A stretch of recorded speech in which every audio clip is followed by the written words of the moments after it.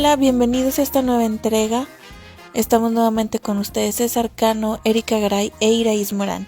El día de hoy les traemos un tema muy interesante que son los rasgos de la personalidad, qué son, y también lo que son los trastornos de la personalidad. El día de hoy vamos a platicarles sobre los correspondientes al tipo A.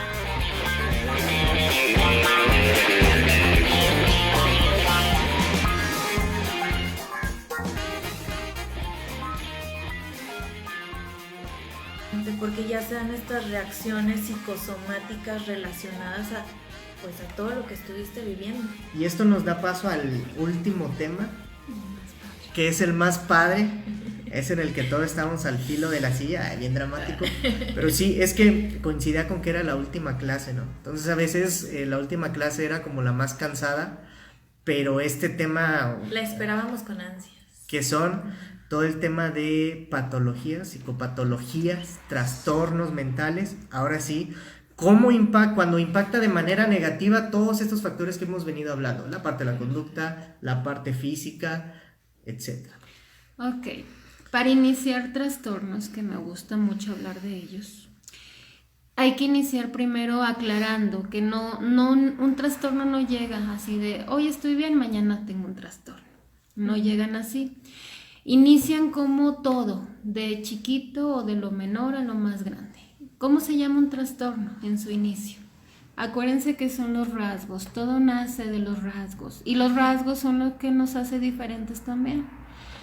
Un trastorno nunca va a iniciar así al 100, siempre hay un antecedente, como ustedes lo mencionaban. Entonces el rasgo es parte de la personalidad. Los rasgos son conductas, son características, bueno, dependiendo del teórico que lo quieras, con el que lo quieras abordar. Hay un teórico que habla mucho de los rasgos, de los cardinales, los centrales y los secundarios. Es Adler. No es Alport, es con A. Ahí iba cerca, era con A, muy bien. Con A. Y nos comentaba que estos rasgos son los que definen a las personas. El rasgo cardinal es algo central, es el espíritu, la esencia de la persona. Si yo te menciono un rasgo, tú eres capaz de decirme a quién enlazas con ese rasgo. Si yo te digo bondad, ¿a quién enlazas con ese rasgo? A Erika Garay, definitivamente. Definitivamente.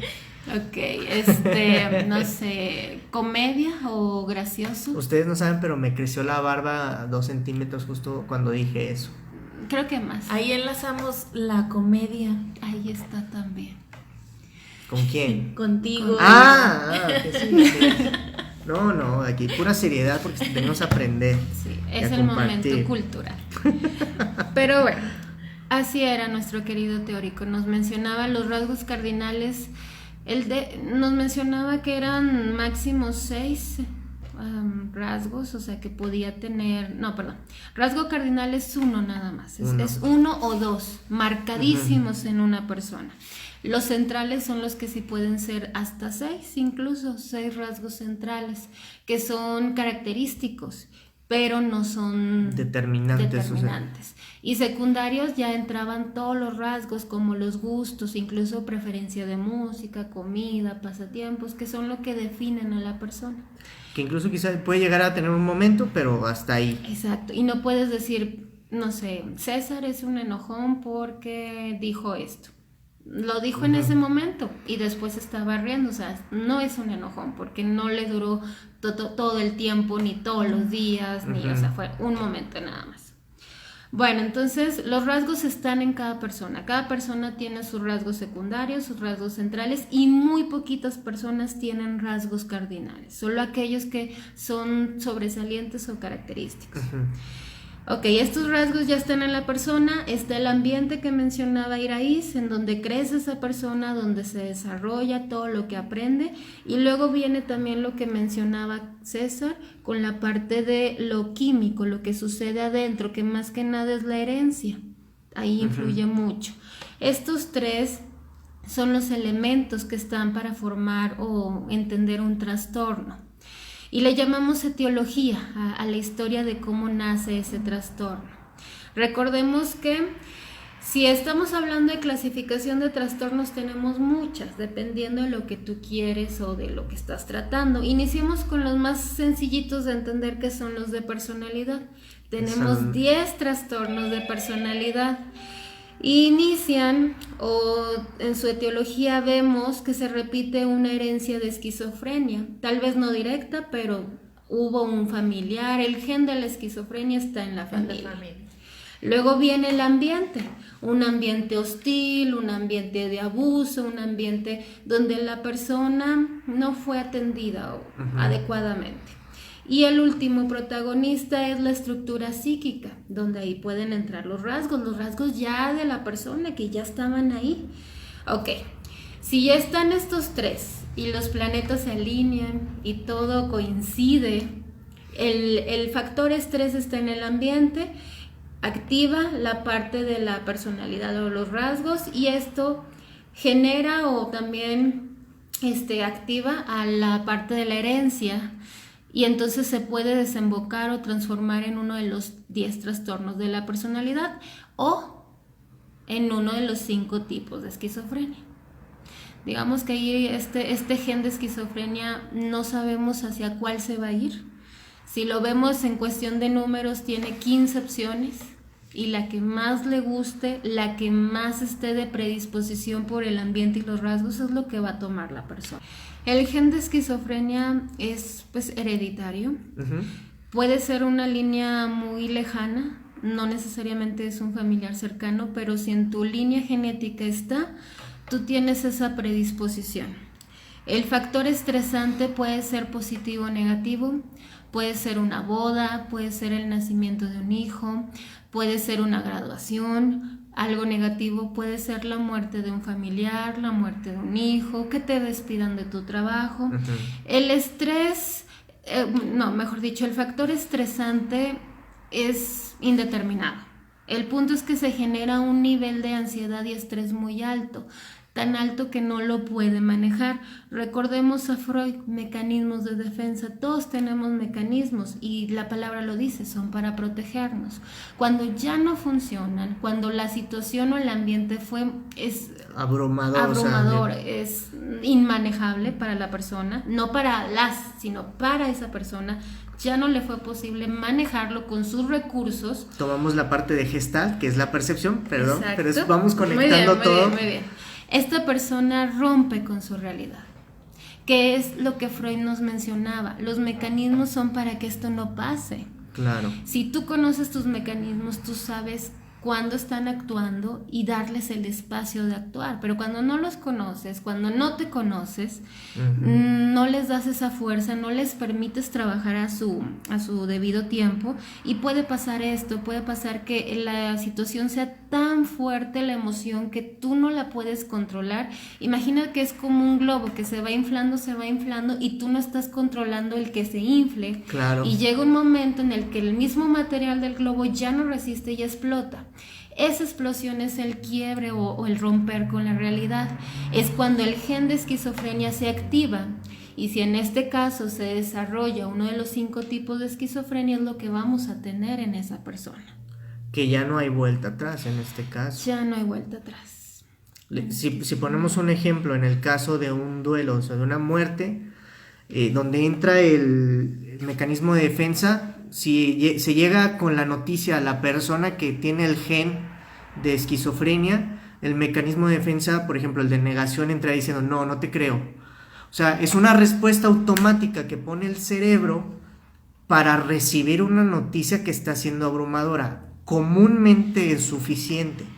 O sea, existe la negación, existe todo un proceso en donde poco a poco la mente va asimilando la noticia hasta que la absorbe. Pero cuando es muy impactante, y en este caso con la gente que tiene ese gen, el mecanismo de defensa no es suficiente, y es ahí donde rebasa, y es donde se dispara. Para que se comprenda un poquito. Perfecto. ¿Cuál es nuestro siguiente trastorno de la personalidad? Ok, si no se libera la esquizofrenia, uno de los 5 tipos, porque hay que recordar que son 5 tipos, y puede aparecer pues cualquiera de ellos. O sea, realmente no hay una fórmula que yo te diga, ok, tú tienes un gen de esquizofrenia, te pasó esto fuerte y tú vas a desarrollar, no sé, esquizofrenia catatónica. No, realmente el que salga es el que va a estar. Incluso hay casos donde se ha desarrollado primero un tipo no tan fuerte y luego llega otro tipo de esquizofrenia. Bueno, si no es esquizofrenia, tiene 10 opciones más para presentarse este desorden, trastorno, este desorden. Pues podemos iniciar con los del grupo A, que son los sujetos raros, extraños. Así se le llama, no crean que es porque yo les quiero decir así. Son los sujetos raros extraños. Y ahí tenemos entonces el trastorno esquizoide, el esquizotípico, y me anda faltando uno. Pero bueno, iniciemos con esos dos. El trastorno esquizotípico es un trastorno de la personalidad o una afección de la personalidad en donde se observa un patrón vitalicio de conductas extrañas, un pensamiento, un actuar y un habla extraña. ¿Okay? Y realmente podemos ver, incluso también uno de los síntomas podrían ser delirios. Delirio es una historia desapegada, bueno, no despegada tanto de la realidad, sino una historia que no tiene tanto sustento de la realidad, es fantasiosa, pero tiene lógica. No sé si me expliqué. Sí. Sí, pero podía haber varios tipos de delirios. Los que fácilmente puedes creerle a la persona como me están siguiendo, me venían siguiendo en el camino, es que hay alguien que me está acosando, es que movieron una planta fuera de mi casa, o sea, cosas que pueden ser realidad, que si ves la estructura física del lugar o el lugar donde camina o todo eso, dices, le está pasando, no lo pones ni siquiera en duda. Y ya vienen después los delirios que son totalmente fantasiosos, que ya involucra alguna figura religiosa, algún artista o alguna situación de poder que mágico. Ajá, o un artista está enamorado de mí, no me deja en paz, cosas así. O el gobierno nos vigila. Un gobierno nos vigila. Que es paranoide, es el otro trastorno. Aunque sí nos vigilan. Bueno, pero ese es otro tema. Aparte. Ok, bueno. El esquizotípico tiene estos delirios, pero los cree, los sustenta y si tú lo escuchas hablar, bueno, dejando de lado que se viste raro, si tú lo escucharas hablar, podría hasta cierto punto convencerte porque ha trabajado tanto esa idea que ya la tiene muy ya argumentada, es su experto. Realidad. Ajá, volvemos otra vez a percepción, es lo que él percibe. Es su realidad. Y te está contando su realidad. Entonces, sí llega un punto en el que tú dices, oye, como que podría tener razón. Digo, no los delirios más fantasiosos, pero algunos sí. Entonces, en base a esa creencia, es su pensamiento. Entonces, en base a ese pensamiento es su conducta. Por eso se viste raro, por eso piensa raro y por eso habla raro. Entonces, esa persona no lo nota, no va a notar. Para él es normal, ¿no? No va a ir contigo, exacto, no va a ir contigo a decirte, oye, creo que yo soy el raro. Realmente él no lo nota, él siente que está bien y que todos los demás son los raros porque no lo ven como él. Con esto no quiere decir que ya cualquier otaku, sin afán de ofender, tenga trastorno esquizotípico. O sea, estamos hablando de trastornos reales, ¿no? Esos ya son como más, ¿cómo se le puede llamar? Gustos, intereses personales de cada quien. Pero esto, recordemos que es derivado de un estímulo tan fuerte que llevó a la persona o a su psique o a su mente a distorsionar la realidad de esa manera. Para darnos como una noción muy...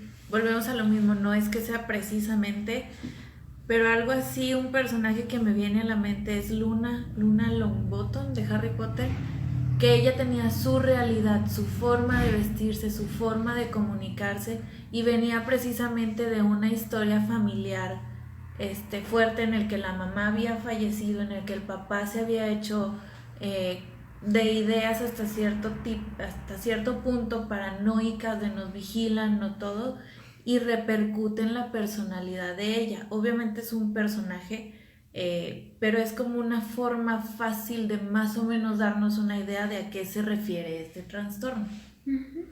Realmente es eso, o sea, no nace o no inicia el trastorno como tal presente, sino es una serie de factores que se juntaron: predisposición, el gen de esquizofrenia, el factor estresor, y pues entonces empieza todo este trastorno y empieza de poco en poco. De hecho, no vas a ver el cambio de un día para otro, o sea, la persona poco a poco empieza a interesarse en ciertos temas, empieza a tener más información, empieza a cambiar hábitos, hasta que ya lo ves así. En algunos tal vez inicia muy temprano, porque recordemos que es cuando ya hay una personalidad formada. Entonces, si es una persona que formó su personalidad muy temprana edad, pues entonces el trastorno puede iniciar desde muy temprano. Sigue el esquizoide, a diferencia del esquizotípico, son nombres muy parecidos. Sí, y si te fijas tiene la raíz hacia esquizofrenia, porque son los que comparten más rasgos con la esquizofrenia. De hecho, la diferencia solo entre esquizofrenia y esquizotípico es que los dos, bueno, la semejanza es que los dos tienen delirios, y la diferencia es que solo uno de ellos tiene alucinaciones. Que sería la esquizofrenia. Diferencia entre alucinación y delirio. El delirio, que iría más sobre las ideas que expresa, y la alucinación son estímulos que siente, ¿no? O sea, que percibe, recordando la parte de, tal vez no lo sienta físicamente, o sea, no entre por los sentidos, pero el cerebro produce esos estímulos, la sensación, los procesa como si existieran, ¿no? Que el más común son las voces, escuchar voces que te están hablando, que realmente no puedo identificar si son reales o no. Como dice, porque su cerebro los reales. procesa de manera que son reales para esa persona, y esas voces existen, así como nos están escuchando a nosotros. Quienes sufren esquizofrenia así escuchan las voces. Y recordemos algo del cerebro. El cerebro no distingue entre la voz interna y la voz externa. Todo lo que tú piensas con tu mente, tu voz interna, como le quieras llamar, el cerebro lo procesa como un diálogo. Entonces, todos esos diálogos internos que has tenido contigo, cuando te regañas, cuando te felicitas, tu cerebro lo toma como que fue alguien más que te lo dijo. Que te lo dijo. Entonces, por eso tiene mucho efecto también la neurolingüística y la neuroprogramación, porque a eso van. El cerebro es cuadrado en ese sentido. Ok, entonces regresamos.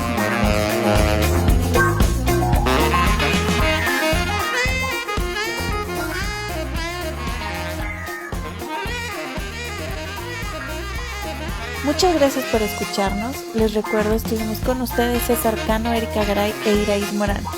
Los invitamos a escucharnos en el siguiente bloque. Seguiremos hablando de trastornos de la personalidad. Hasta luego.